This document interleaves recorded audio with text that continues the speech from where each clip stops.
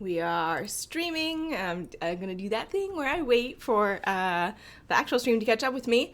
Hello, Kagglers. That sounds good. Get rid of this so it's not echoing. And we'll double check my levels. There we go. Okay, excellent. Good morning for me. Good. I was going to say good day, but for some of you it's going to be night. Hello. Hello, Kagglers. We are hitting up this paper again. So XLNet came out June 19th. It is now July 31st, and we've been reading it for about a month. So we started reading this paper pretty soon after it came out.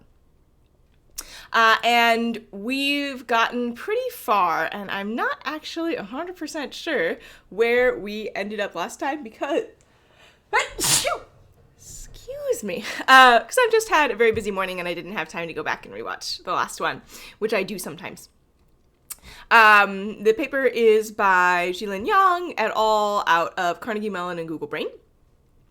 And the basic premise is that it is a language model in the sort of traditional statistical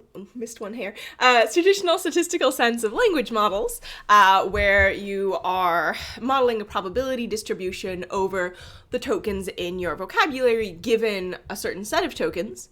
And usually that set of tokens is the tokens that have come prior to the one that you're trying to predict in the input text stream.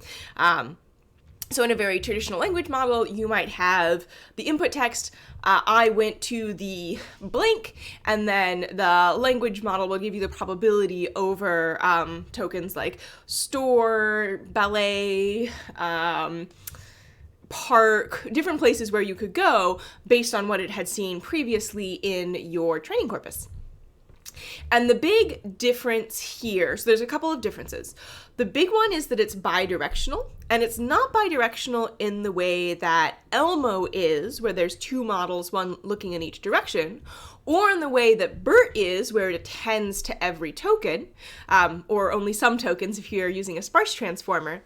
It's bidirectional because we shuffle the order that we look at things at, and we sort of concatenate over a bunch of different orders. And because sometimes tokens that come after our token in the input text stream come before our token in the shuffled order, it's bidirectional because it has informations from both sides. Kaggle is live. Thanks, Chrome. Very helpful. And hello, Shivanand and Himanshu? I apologize for mispronouncing people's names. Just blanket apology. Your names are wonderful. It's me and my clumsy ignorance of your preferred pronunciation. Okay. The other thing that's a little bit different about this model, oh god, that's so small. Let's make this bigger. Is that it's actually training two models in parallel. And they are transformer models. And we've talked about transformers quite a bit before. BERT was a transformer model. This particular architecture, I believe, is based on XL transformer, which I don't think we've read. But sometimes I forget papers that we've read, apparently, so maybe don't quote me on that. This is why you have a citation database if you are doing graduate work or writing papers of any kind. And one model knows the current token that you're looking at. The other model does not. So it is similar to the masking in BERT, if you remember that. Hello, Choda. But because you're training two models and one knows what word you're looking at and the other one doesn't, the model that doesn't maintains independence. The model that does encodes dependence, right? So the example they gave was about New York. So let's find their example. And they said it in words, and I understood very easily, and then they said it again in math, and we spent a long time trying to figure out the math. So the idea here is if you have the segment New York is a city, and in BERT, both new and York are masked, then you know the probability of new given is a city, and you know the probability of York given is a city, but you don't know the probability of York given is a city and new because new was masked. And because we have this second model that knows what all of the other tokens are, we don't have that problem with this model that they point out with BERT. And Andy makes an important clarification. The actual order of words is represented in connection with them, but not directly in the order they are seen by the model. Yes, I believe that that is correct. The positional embeddings, which certainly the original transformer paper had, so I'm guessing all transformers do by default, are based on the... You know what? Now I'm just saying words. Positional encodings. Okay. Yeah. So the positional encodings are based on the original sequence. And the permutation is done through the attention mask. So yes, you do have information about the original order of the words as well.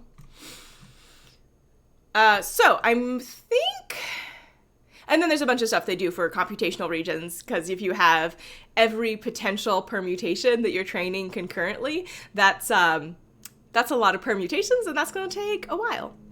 Chota says, can we use Word2Vec here? Yes, I believe you could use any embedding that you wanted with this. I don't know which embeddings they used.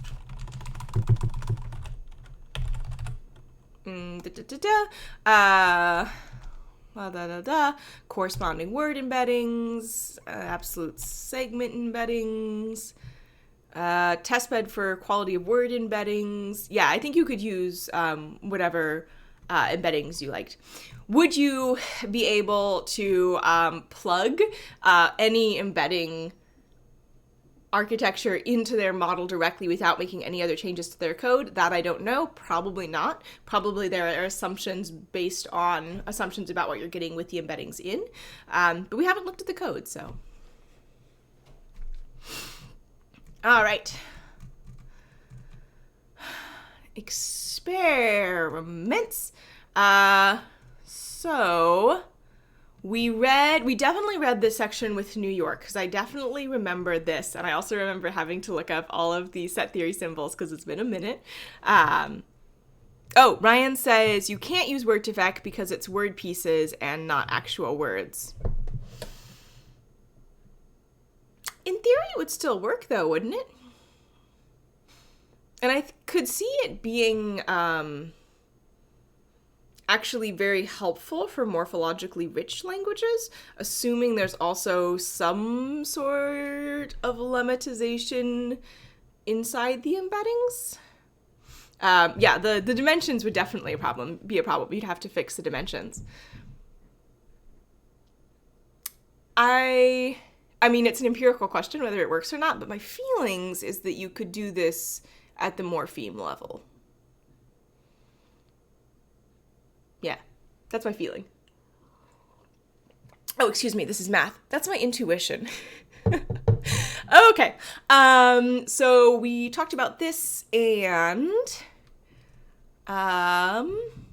we definitely did read this, because I remember them saying this about Elmo, which is the one that has one LSTM pointed forward, one LSTM pointed backwards, and they concatenate them. And they were like, our model is better, which is how all machine learning papers go. Here's the other models, and here's the improvements we've made. Oh, we're fancy. Publish us, please. So I think...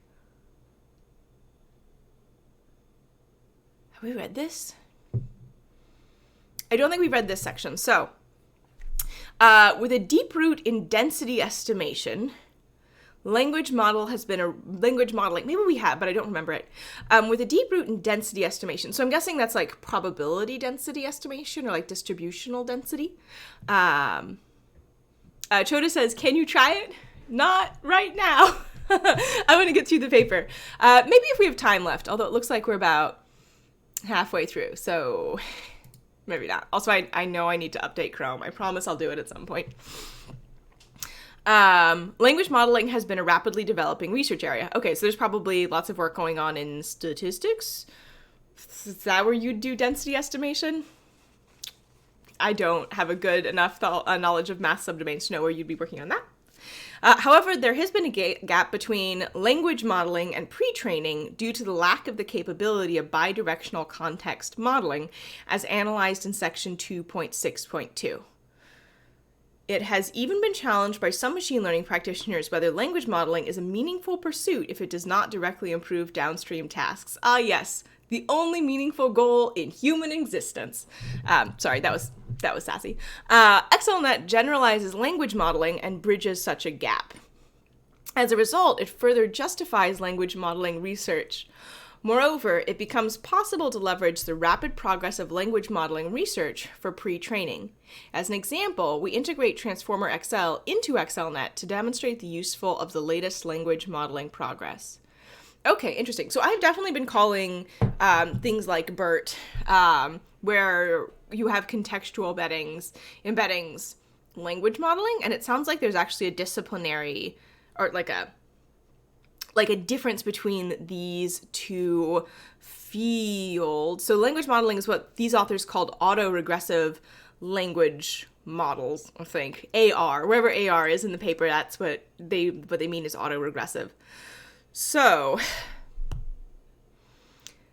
pre-training, so context embeddings have been working real well. We've seen lots of interesting results with them. Turns out if you just use like a lot of data and a lot of compute, you get better results, which again, I don't think that's interesting.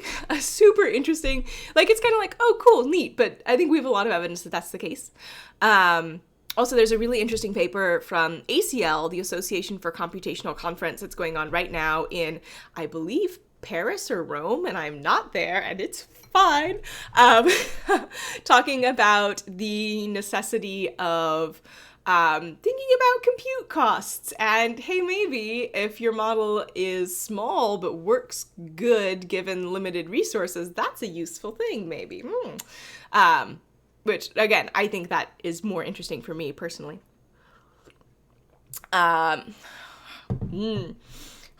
says, this is a cool concept. Thanks for doing that. You're welcome. Thank you for watching me read a paper. So they're saying, hey, we got really good results with these density estimation models rather than contextual embeddings, and this is good evidence that we should keep looking at this. So I think that makes sense. And yeah, I guess attention-based contextual embeddings are they density models? I guess they're not formally density models, no, but I think of them in my head in the same space, that like, here's the high probability stuff and here's the low probability stuff. And to some degree, I guess I think about attention as a probability filter, as being probability based, and maybe my understanding is incorrect there. But anyway, so language models are good. Zitrone says, are the results actually reproducible? Maybe. Possibly. I definitely don't have enough like compute budget to sit down and try and rerun this model. All right, experiments, pre-training and implementation. And I'm hoping that this section is going to go a little bit fast. Following BERT, we use the books corpus and English Wikipedia as part of our pre-training data, which have 13 gigs plain text combined. In addition, we include gig of 5, 16 gigs, Clue Web 2012B extended from 5. That's a citation that you only see the number of. I've talked about how much I hate this style of in-text citations before, and I continue to hate it. I want to see the authors, and I want to see the date in the text. And Common Crawl for pre-trainings. It's a little bit weird to talk about text data sets in terms of the size of the data set. Usually people talk about it in terms of words, but that's fine. And the reason why that's a little bit weird is because for some character systems, like I think Devangari, the one you use for Hindi, individual characters take up a lot more space, so you may have the same amount of storage or memory space, but much less overall text. They take up more space if you're using UTF-8, I should say, due to the way diacritics are handled. Citron says, GPT-2 also says 40 gigs in the paper, I think. Yeah, again, more of a machine learning and less of an NLP paper. Just disciplinary differences. I guess it's like code smell. It's like code smell, but for papers. I'm like, you're not a linguist. I can tell.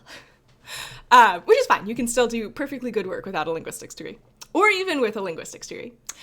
Okay, 78 gigs, 19 gigs respectively. After tokenization with sentence piece, which is also what BERT uses, I believe, we obtain blah, blah, blah, blah, blah, subword pieces for Wikipedia, et cetera, et cetera, et cetera. I'm not going to read all that. So we have 32.89 billion subword pieces in total. I don't think it's all morphemes. I'm not sure it's completely stemmed, but I think it is like big chunks. So, Ryan says, wait, I didn't think about it before, but is XLNet during word piece tokenizing too? I feel like they must not, because that would make the sub-piece words shuffled. Looks like they are. And I mean, I think that makes sense from a linguistic standpoint, because agreement can happen, morphological agreement can happen in both directions, right? So in French, for example, you have agreement with the verb from the, the verb agrees with the, number. I don't think verbs have gender agreement, agrees with the number of the noun, the subject. Wow, that was really hard to pull out of the oatmeal. And also adjectives can occur either before or after the thing that they have agreement with, and that is number and gender agreement. So you would want your language model to know, or at least have some way of modeling agreement like that. So I don't think I find it a problem that you're cutting things below the word level, personally. Our latest model, XLNet, has the same architecture hyperparameters as BERT large, which results in a similar model size. Big. The sequence length and memory length are set to 512 and 384 respectively. So if you are using Word2Vec, or if you're using a different embedding, you'd want to change that if you are using their code. We train XLNet on 512 TPU V3 chips for 800K steps with an Atom optimizer. Jeepers, that's a lot. Each TPU has 8 cores, so that would be many. It's the equivalent of many GPUs. Linear learning rate decay and a batch size of 2048, which takes about 2.5 days. Jiminy cricket, it's a lot. It was observed that the model still underfits the data at the end of training, but continuing training did not help downstream tasks, which indicates that given the optimization algorithm, the model does not have enough capacity to fully leverage the data scale. However, in this work, we refrained from training a larger model as its practical usage for fine-tuning might be limited. Also, expensive. Further, we train an XLNet base, analogous to BERT base, on books corpus and Wikipedia only for ablation study and fair comparison with BERT. Related results are presented in section 3.7. Since Ryan says, but the authors found that whole word masking instead of subword masking yielded better results. I bet XLNet gets a follow-up that keeps words together when shuffled. That feels like an English language effect. That feels like it wouldn't be true for other languages. Again, intuitions. This is an empirical question I haven't looked into.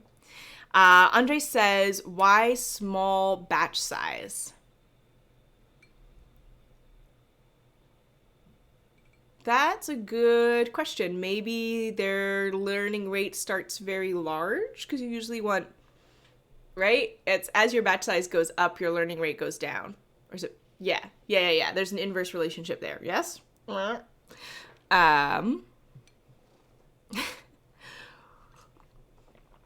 Okay. Blah, blah, blah. Since the recurrence mechanism is introduced, we use a bidirectional data input pipeline where each of the forward and backward directions takes half the batch size.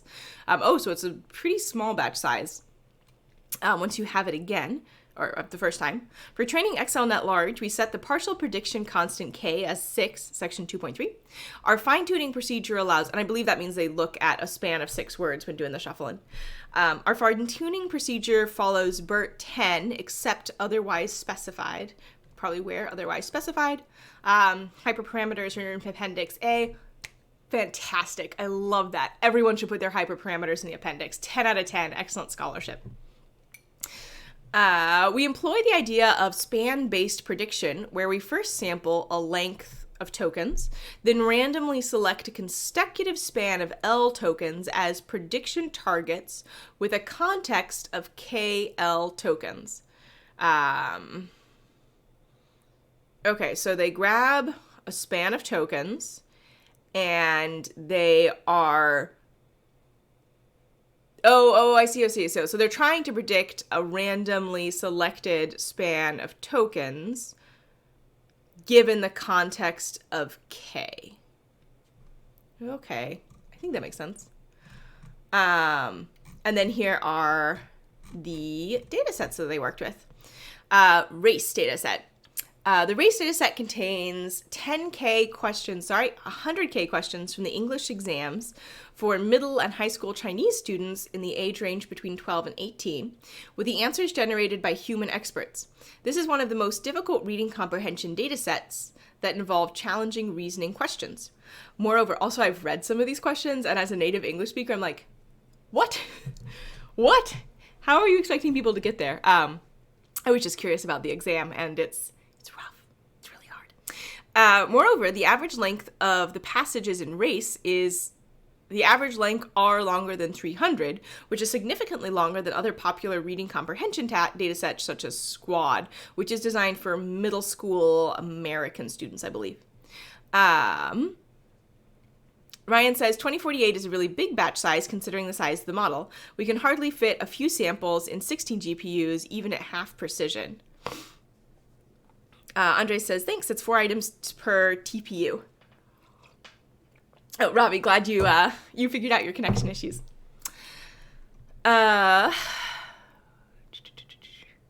a result, the dataset serves as a challenging benchmark for long text understanding. We use a sequence length of 640 during fine-tuning. As shown in Table 1, a single model XLNet outperforms the best ensemble by 7.6% in accuracy. Points. I don't know why I said percents. It is also clear that XLNet substantially outperforms other pre-trained models such as BERT and GPT. Not GPT-2. Since race contains relatively long passages, oh, that's right, the model wasn't released, so they couldn't. GPT-2, the full model, wasn't released, so they couldn't apply it to a new data set.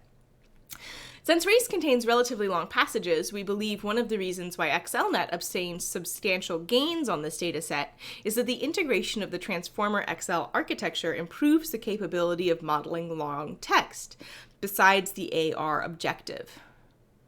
Okay, so they're saying we did better, and we think that the reason is that we can handle longer text strings.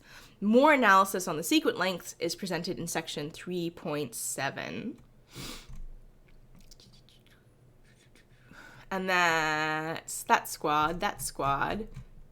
Here's race. And that is a substantial improvement. So here's the table. Comparison with state-of-the-art results on the test set of race, a reading comprehension task. Star indicates using ensembles. So BERT plus OCN is an ensemble. BERT plus DCMN is an ensemble. I don't know what either of those are. There we are. All BERT and XLNet results are obtained with a 24-layer architecture with similar model sizes, aka BERT large. Our single model outperforms the best ensemble by 7.6% in accuracy. Points. I don't know why I keep saying percents. So up is better, and this is a substantial improvement. To be fair, I do not believe that this is a task that GPT or BERT were specifically fine-tuned on. So maybe these models could have done better if they had focused on this particular task. I don't know. But that's a big improvement.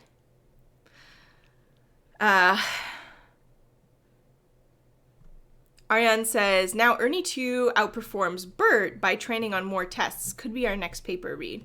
Yeah, potentially. I'm also really interested in, there's a paper that came out, I think it might be at ACL, that shows that basically they were like, hey, BERT does really well in this data set because it's exploiting specific statistical peculiarities of the data set. And when they constructed a more adversarial data set that didn't have those, performance of all of the major, I guess we shouldn't call them language modeling, all of the major contextual embedding models went down substantially. So I think that could also be an interesting paper to talk about limitations. So they tried a hard data set and did better, and they think it's because they're looking at a longer span. Squad. At this point, we've talked about Squad a lot. It's the Stanford question answering data set, and I believe it's based on middle schools reading comprehension questions. Squad is a large-scale reading comprehension data set with 2 tasks. Squad 1.1 contains questions that always have a corresponding answer in the given passages, while Squad 2.0 introduces unanswerable questions. To fine-tune an XLNet on Squad 2.0, we jointly apply a logistic regression loss for answerability prediction, similar to classification tasks, and a standard span extraction loss for question answering, 10. Okay, so there's both classification and question answering, and they're using different losses for each of those, like you would expect. Since 1.1 and 2.0 share the same answerable questions in the training set, we simply remove the answerability prediction part from the model fine-tuned on v2.0 for evaluation in 1.1. Okay, so they trained a single model because the training data was the same, and then they did, basically they took like an ablated version for the first thing. Ariane says, well, most of the papers still talk about question answering and machine translation. I've tried abstracted summarization, and it's a much harder problem, especially because it's unsupervised. Yeah, no, agreed. Abstractive summarization is very difficult. And for those of you who aren't familiar, abstractive summarization is basically like writing an abstract for a paper, given the paper, which is a hard task for humans. You have to identify what's important. You have to, make sure that your summary makes sense. And there's another type that I don't remember the name of that's basically extractive, where you take the most important extracts and sort of squish them together. I think that's the 2 of them. It's been a while since I read any summarization papers. All right. As the top leaderboard entries all employ some form of data augmentation, we jointly train an XLNet on Squad 2.0 and News QA for our leaderboard submission. As shown on Table 2, XLNet obtains state-of-the-art model results on the leaderboard, outperforming a series of BERT-based models. Notably, on V1.1, an XLNet single model outperforms human and the best ensemble by 7.6 and 2.5% in EM. EM? I don't know what EM means. Finally, for direct comparison with BERT to eliminate the effects of additional tasks in leaderboard submissions, we compare XLNet against BERT on the dev set. XLNet substantially outperforms BERT by 3.6 and 7.0 points in F1 for V1.1 and 2.0. And they don't talk about why they think that might be. And okay, so these are the results. So here's just the basic dev set without data augmentation. And then here are the leaderboard results. And I bet if we search for Swan leaderboard, we could see what it is right now. Is this it? Yeah, okay, yeah, this is it. And right now, the top, so XLNet is 6th right now, and then we have a BERT ensemble, Roberta, that just came out last week. Oh, I thought it came out slightly more recently than that. Probably they did the submission before the paper. BERT ensemble, XLNet ensemble, XLNet ensemble, XLNet ensemble. So right now, the top leaderboard results are XLNet based. And Zitrone says it's the first link. Oh, that probably would have been easier. Oh, thank you. Akash says EM is expectation maximization, and Ariane says, yes, it's extractive. Extractive and abstractive are the two types of summarization. Also, I'm going to say this out loud so that I actually do it at some point. For a while, when I was going to a lot of ACL conferences in grad school, I did a lot of live tweeting. I think it would be a very useful data set to have my live tweets, which are sort of abstractive, and try to generate live tweets for a paper because all the ACL papers are available for free. One of these days I'll get around to putting together that as a nice data set. I will say the quality of my summarizations got better over time as I understood like what was actually the important contribution of each paper and had better context. Akash says, how to make good topic modeling model. Tune in on Friday. That's what it's not directly topic modeling, but we're working on a document clustering project for the Kaggle forums. So I would point you towards the live coding. All right. So we've read about Squad, text classification, and I'm just going to look at the 3.4. Text classification data sets. I'm just going to look at the table instead of reading the results because they're just going to say the same thing as the table. So XLNet does error rates, so you want these to be lower, better than BERT, which was the previous high water mark on all these different tasks except for AAG, which wasn't included in BERT. This is the boring part of the machine learning paper. This is the one like, we tried things and we did better. GLUE dataset, which we've talked about a lot. A collection of 9 natural language understanding tasks. The test set labels are removed from the publicly released version, and all practitioners must submit their predictions on the evaluation server to obtain test set results. That sounds familiar. Sounds like a great thing for a website to do. It sounds like Kaggle. That's the point. I don't know if Kaggle came up with the idea of machine learning competitions. Because bake-offs were definitely a thing in the US and like the NLP community like a while ago where everyone would work on the same problem and then I want to say the 60s, there were a lot of bake-offs. Anyway, yeah, it's a good model. That's what I have to say about that. Even though it does have some perverse incentives. In Table 4, we present results of multiple settings, including a single task and multitask, as well as single models and ensembles. In the multitask setting, we jointly train an XLNet on the 4 largest data sets, natural language inference, SST, I don't remember, something natural language inference, and QQP. I don't remember what all the tasks are. You can look them up on the, let's see, I think it's just GLUE benchmark. Yeah, so all the tasks are on here if you are curious.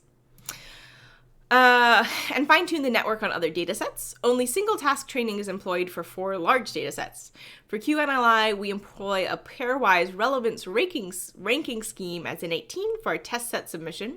However, for fair comparison with BERT, our result on the QNLI dev set is based on the standard classification paradigm. For WNLI, the Winograd natural language inference corpus, which is consistently, I believe, the hardest task in GLUE, SST is a sentiment analysis task. Thank you, Zitrone. And Orian's like, oh yeah, the Netflix challenge. Yeah. Yeah, I think that probably would have been the first, like, big one run by a company. Because the bake-offs were all run by DARPA, the Department of Defense here in the US. And I have no idea about Europe. I vaguely know that they were doing a lot of things that I don't know about, and I really don't know about the rest of the world. And that's just because that's my academic network and history. All right, they try a bunch of different things, and they did better. Note that the leaderboard competitors employ improved techniques over BERT, such as distillation, modified multitask modified multitask losses or meta-learning, but still underperform XLNet, which does not employ additional tricks besides using a standard multitask learning model. So they're saying, oh, people who are doing good on the leaderboard, they're trying all sorts of stuff, but we do one simple thing with 512 TPUs running for 3 days or whatever it was, and it works great. Note that the leaderboard competitors employ improved techniques over BERT, such as, we just said that. Since the leaderboard is not intended for ablation study or hyperparameter tuning, we only evaluated our best multitask models on the dev set. To obtain a direct comparison with BERT, we run a single task XLNet on the dev set. As shown in the uppermost rows, blah, blah, blah. Let's check out the table. All right, so this is looking at the different tasks.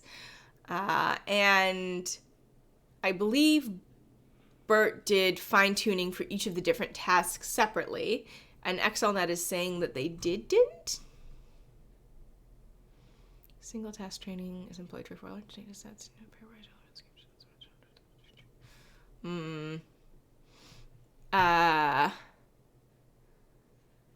Ryan says, XLNet on paper looks really good, but didn't seem any better when we tried it in competition. I don't know what's up with these benchmarks that are so different from the real world. I think it's... based on the paper I mentioned that I haven't read, and also a lot of analysis on ImageNet, it could be that we're just really overfitting to the specific data sets that we're using for evaluation. Potentially. And Ariane said, the first challenge historically would be the Enigma code broken by Alan Turing et al. Oh yeah, some good historical context. Ooh, that's what I was looking for. Thank you.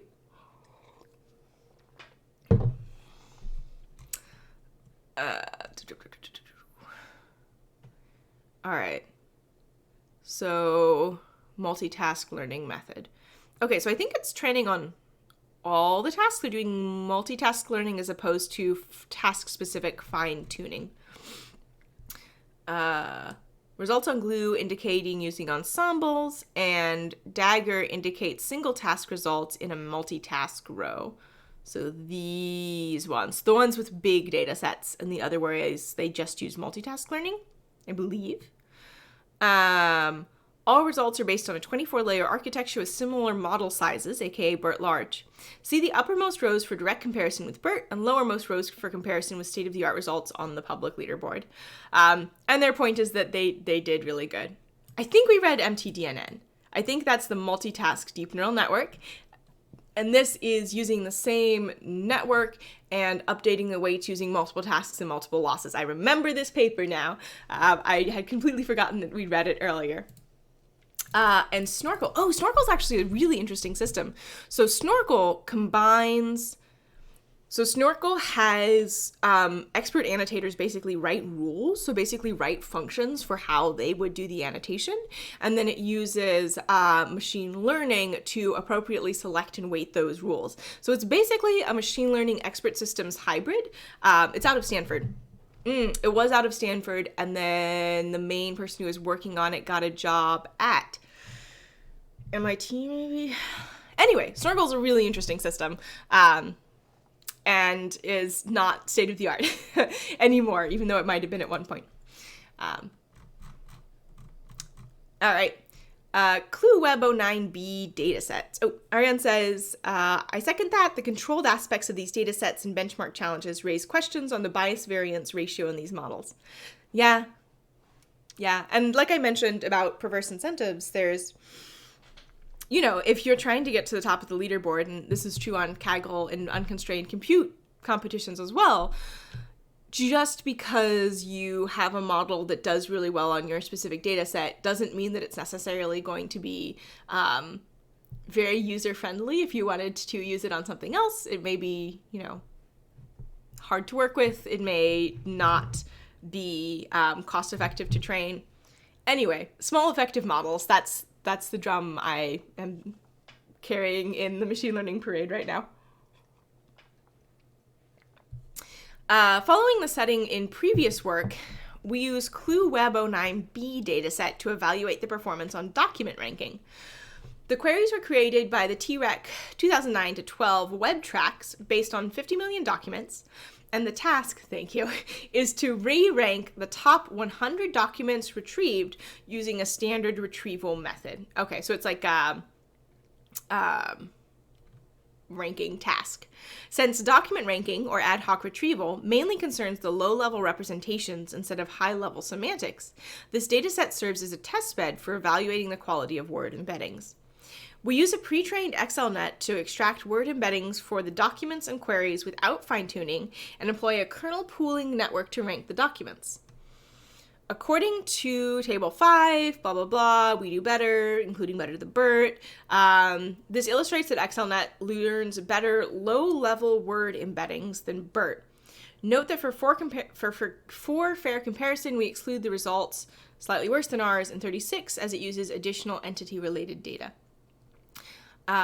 Low-level representations instead of high-level semantics. So I think what they're saying is that they are, so unlike a lot of the natural language inference tasks, if I search for puppies, I want documents that have words related to puppies in them. Whereas for natural language inference, I have to have a good model of the sentence. And if I was like, I hate, no, that's not a good example. I have, no, I'm trying to come up with a good search result example based on inference, and I don't think it's possible. Andre said, what's a kernel pooling network? I have no idea.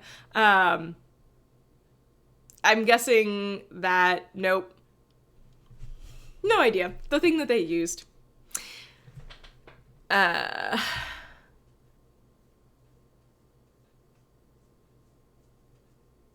Aryan says, no free lunch in the machine learning world, I guess. Yeah, nope, unfortunately.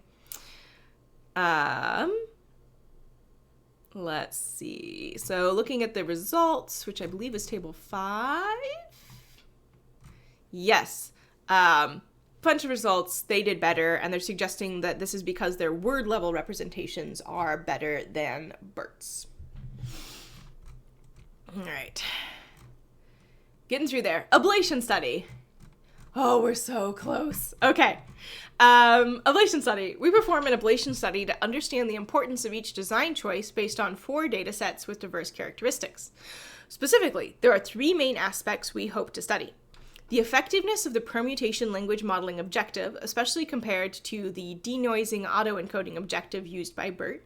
So this is basically the biggest contribution of this paper, and they want to see if it's better, which I think makes sense. The importance of using Transformer XL as the backbone neural architecture and employing segment-level recurrence, i.e. using memory. The necessity of some implementation details, including span-based prediction, the bidirectional input pipeline, and next sentence prediction. Oh, that's nice. I think I mentioned last time that it can be frustrating in machine learning papers when people are like, our system is better, and there's 19 things that are different from this other system, and we're not sure which ones are the ones that did it. Or maybe it's just all of them together, and here they're looking at each of these things individually to see what the effect is. So I like that. That's helpful. With these purposes in mind, in Table 6, we compare 6 XLNet-based variants with different implementation details, row 3 through 8, and this is the smaller one, not the bigger one. The original BERT base model, row 1, and an additional Transformer XL baseline trained with denoising autoencoding objective used in BERT, but with a bidirectional input pipeline, row 2. Same injective as in BERT, but with the bidirectional input pipeline, row 2. Okay, that's going to be the row in the table. For fair comparison, all models are based on a 12-layer architecture with the same model hyperparameters as BERT-based and are trained only on Wikipedia and the books corpus. All results reported are the median of 5 runs. So they trained 40 models. For the ablation study. Examining rows 1 through 4 of Table 6, we see the 2 full XLNet-based models are, I'm just going to look at the table. Yeah, I'm going to look at the table and then I'm going to read this and see if they talk about why they got these results. So, BERT base is this sort of thing that they are comparing against. They want to see if it is the fact that they use Transformer XL as the base architecture that helped them do better. So here is Transformer XL with the same loss as BERT uses, the denoising autoencoding, and that so it does look like it does a little bit better, so they're probably getting a little bit of boost from their base architecture. XLNet base, which is their whole thing, where k equals 7, so looking at a slightly longer span, as opposed to k equals 6. And for these, the slightly longer span helped on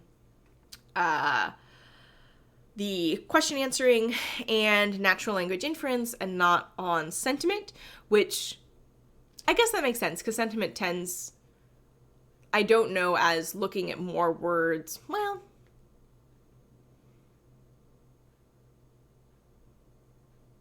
having more context for inference absolutely is helpful. Having more context for sentiment as a human, yeah, I think I can get sentiment from a tweet really easily, so I don't know. Also, it's just like just so stories at this point. I don't know why this is happening. Nobody does. They just tried it and saw what happened. So here are the results on Squad. Removing memory, which I believe is what their second model is that looks at everything. Yeah. Hello, Bakol from Egypt. And Aryan says, the real MVP is the person who did hyperparameter tuning on this architecture. Yeah. Maybe some of you have heard about grad student descent instead of gradient descent, where you have a grad student run a bunch of models and see which one works because their time is less valuable, I guess. Yeah, this feels a little bit like grad student descent. But presumably it was one of these authors, and they don't say who everybody's contribution was. They just say that the first two authors had equal contribution, so probably one of these folks, Yiming or Jamie or Ruslan, would have been the person who ran a lot of these studies. Would be my guess based on how I have interacted with research groups in the past. All right. Memory. K is the hyperparameter to control the optimization difficulty. Oh, I could actually be just super wrong about what K was. I thought it was the span. Oh, is it the key?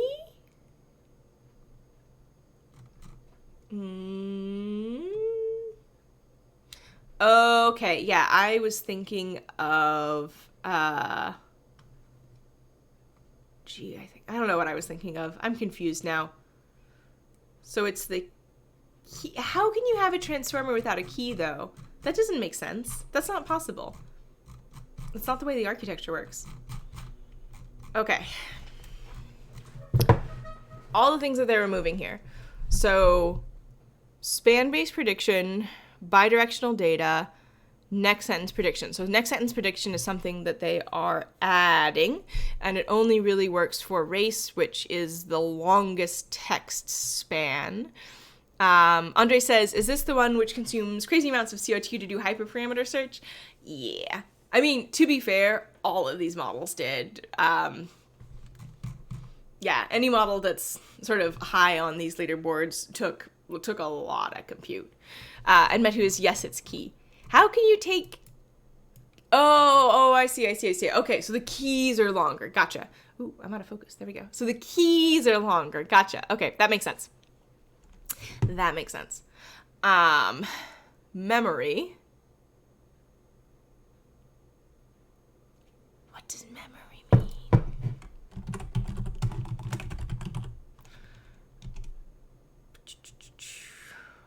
Updating with memory. Oh, gotcha. So this is looking at the previous tokens. Attention update with memory. Concatenation along the sequence dimensions, visual coding, blah, blah, blah, blah, blah. Refreshing myself. Attention update. Lost caching, in expectation. The model learns to use and memorize the defunct memory over all the factorization orders of the last segment. So I guess that would be removing the factorization. So removing the factorization hurts performance. Removing span-based prediction also does not improve performance. Removing bidirectional data. So in that case, I guess the permutations don't include things after the token that you're looking at. Also hurts performance as opposed to the best model. And then next sentence prediction only really helps for the long text, which makes sense. Okay, what do they have to say about it? Examining rows 1 through 4 of table 6, we see the two full XLNet based models trained with different values of K significantly outperform BERT and the DAE trained denoising autoencoder trained Transformer XL across tasks, showing the superiority of the permutation language modeling objective. Okay. So they're saying that the core contribution of the paper helped. Meanwhile, it is also interesting to see that the DAE-trained Transformer XL achieves better performance than BERT on tasks with long text such as race and squad, suggesting the excellence of Transformer XL in language modeling also benefits pre-training. Next, if we remove the memory caching mechanism, the performance clearly drops, especially for race, which involves the longest context among the 4 tasks. Arian says, I think by kernel pooling, maybe they do max average pool across generated embeddings, but I'm not sure if it does 1D convolutions or something. Yes, I don't know. The memory caching mechanism, the performance clearly drops. I think the memory caching mechanism, I don't remember. Let's finish this and then go back up. The performance clearly drops, especially for race, which involves the longest context among the 4 tasks. In addition, rows 6 through 7 show that both span-based prediction and the bidirectional input pipeline play important roles in XLNet. Finally, we unexpectedly find that the next sentence prediction objective proposed in the original BERT does not necessarily lead to an improvement in our setting. Instead, it tends to harm the performance except for the race dataset.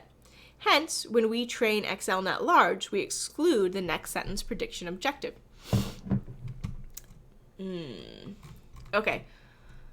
What is the memory caching mechanism? Cache. It's the first time they say it.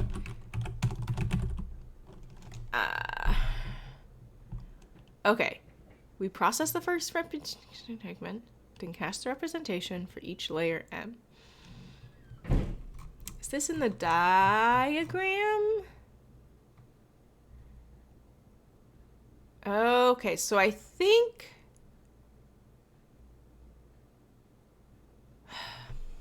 the caching is that when I'm looking at my current permutation order, I still have in memory the previous permutation orders, I think.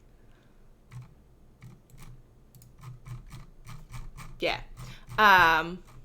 But removing it hurts the model.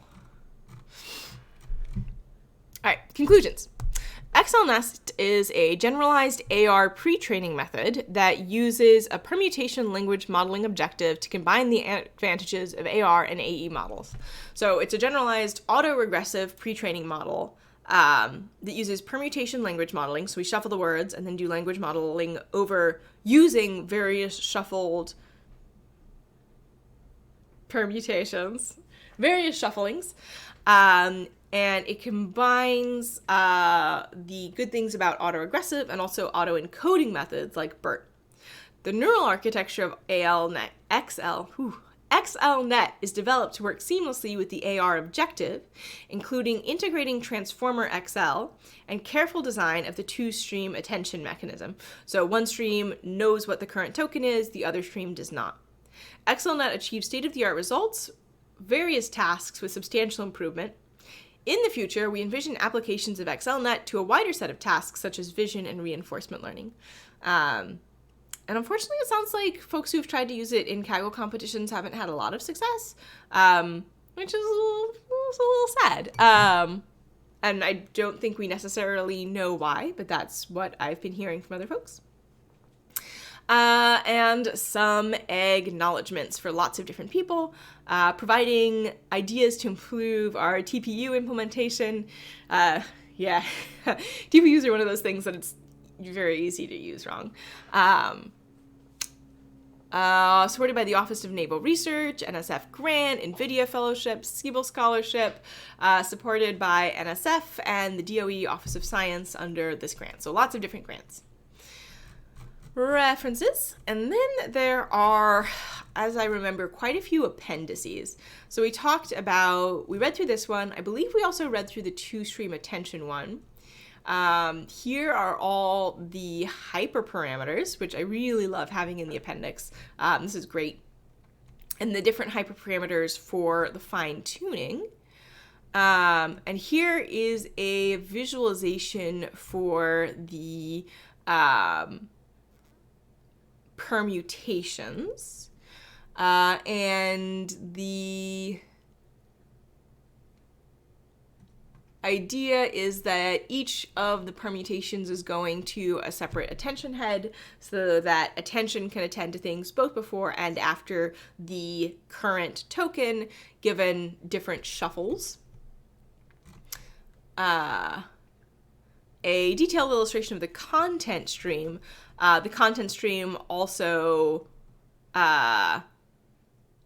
we believe being the one that can look at the current token. So you can see we're always looking at the current token for our specific head, but we're also looking at different tokens around it based on the factorization order.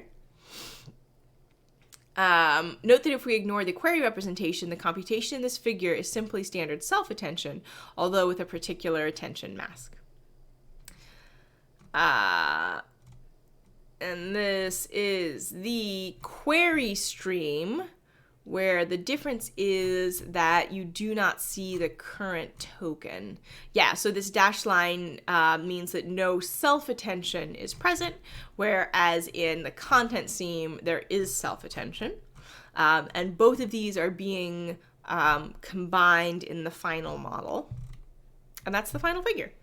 All right, 9:58, 2 minutes early. Andre says, who has 512 TPUs? As it turns out, Google Brain. That seems like something probably that the Google Brain team was doing. And I believe TPUs you can only rent. I don't think... No, that's not true. That's not true. You can definitely buy like a Coral. Yeah. You can definitely buy TPUs, but these I believe are probably cloud compute. Ryan says, revisiting the Word2Vec thing. Oh, yes, we were talking about this earlier. I don't think we need to plug in Word2Vec embeddings because masked language modeling and autoregressive factorizations are our new pre-training tasks. We start with them uninitialized. Okay, so you are jointly training the embeddings at the same time? Although I believe they did use existing embeddings. Let's see.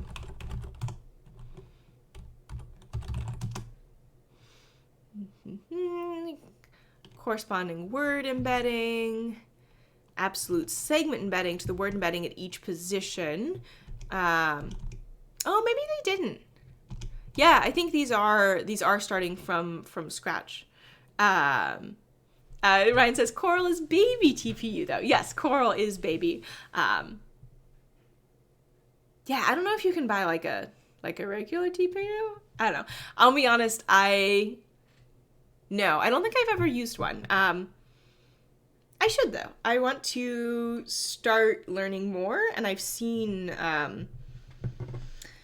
talked to some folks who have seen really, really, really significant speed ups at training time. And for a while, I was hearing that they were only really good for speeding up inference. And I was talking to somebody else about it, and they were like, oh, that's because you can do batch inference really easily, and you can do like 10,000 at a time.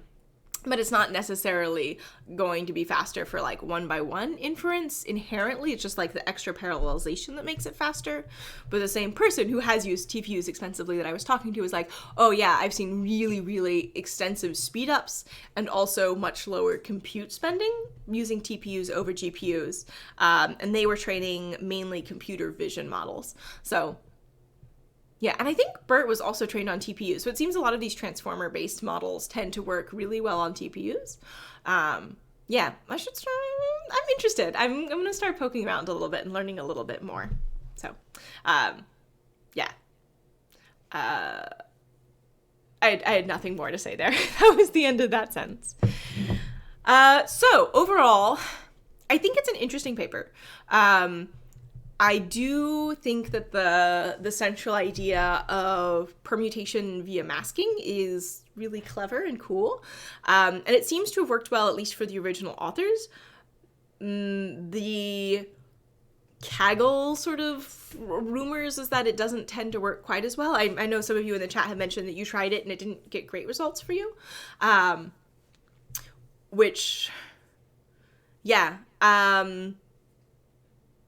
I don't have strong intuitions about why this particular task architecture wouldn't be super transferable. Yeah, I just don't know.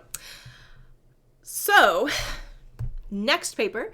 If you have ideas for papers, please feel free to hit me up. I'm very available on Twitter. Twitter's probably the best and easiest way to reach me. Or you could, post on Kaggle. I keep an eye on the forums. What would be the best forum for this? Maybe like Q&A would be the best forum for the paper reading stuff. Or just the general Kaggle forum. And I will put together a poll of papers that we will pick between, and I'll have you guys vote. And then that will go up on Twitter, and I'll see if the Kaggle account will retweet it for me. And then also on YouTube. So if you're watching on YouTube, I'll make a community post once I pick the papers. So. And Ryan says, it only came out 5 days before the end of the competition. We didn't really have a chance. Oh, that's a good point. Yeah. This does seem like a model where you have a fair amount of potential model-specific fine-tuning. So the span-based segmenting, the length of the span, I think is something you'd probably want to tune. The key length is something you'd probably want to tune, especially since that seems to be different for different tasks and depend on text length. Where's my list of hyperparameters? I mean, I think we tend to know a lot about the general. No, that's not fair. As a field, we know some things about tuning deep learning parameters in general. But in particular, the partial prediction is something you'd probably want to tweak a little bit. So, yeah. Robbie says, quantum computer beats everything. Well, I can't buy time on one of those right now, so perhaps one day, but right now it seems a little bit moot. All right, and Zatron says, there is a span BERT paper, but it's like state-of-the-art in 2 tasks, and that's why it didn't get more attention, like XLNet and Roberta. Oh, interesting. Good to know. So, yeah, if you'd like me to put that on the, we'll probably pick between 3 or 4 papers, let me know. Otherwise, I will see you on Friday for more work on my live coding project. And if I get time this week, I'm probably going to work a little bit off camera because I'm getting to the point where I'm like, I would like this to be done. And I'll show you guys what I got done, and then we can talk about next steps. And I do need to figure out why some of my some of my clusters are empty and some of my clusters are really big, and I might end up doing like a sort of like hierarchical process where I cluster, take all the non-empty clusters, cluster the within the largest ones, do additional clustering just with those, and have like sort of like a hierarchical